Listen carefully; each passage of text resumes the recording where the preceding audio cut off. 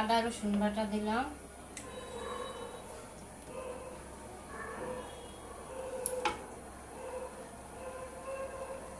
এগুলো হয়েছে গরুর হাড্ডি, গরুর হাড্ডি রান্না করতেছি আজকে।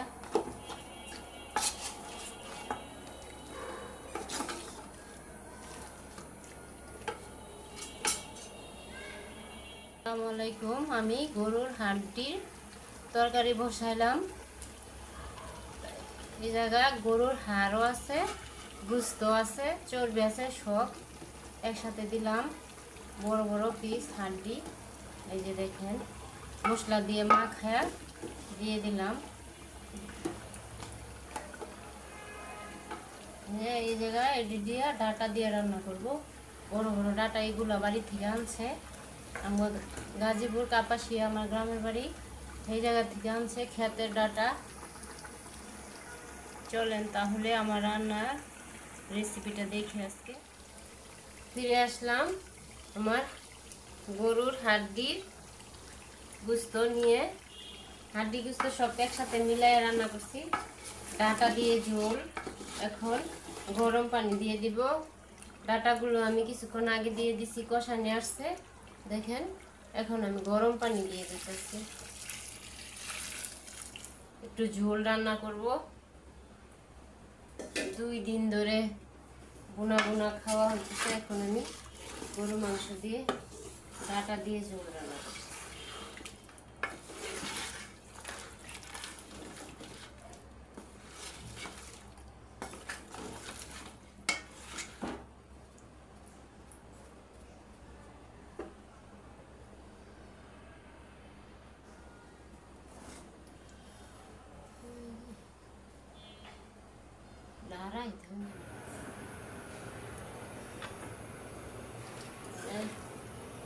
আমার হাড্ডি ঝোল হয়ে গেছে, এই যে দেখেন।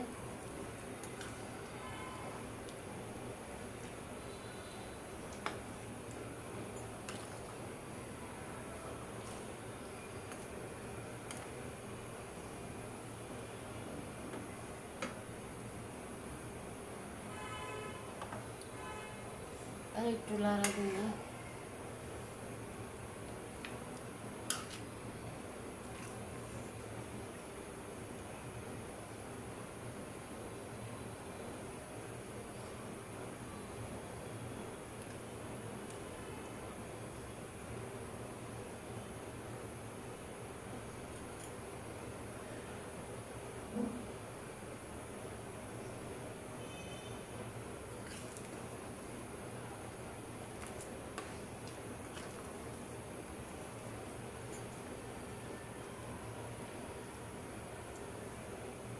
হাড্ডির ঝোল রান্না করলাম।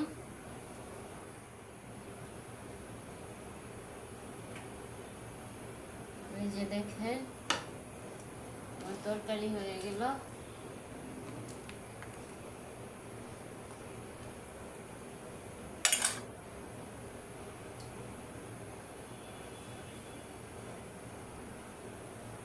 এখন একটু গরম মশলার গুঁড়া দিয়ে দিব।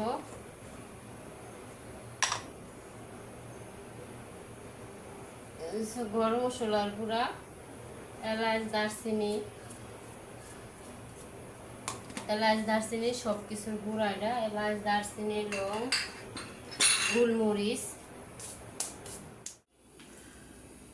এই যে দেখেন আমার ডাটা দিয়ে মাংস রান্না শেষ।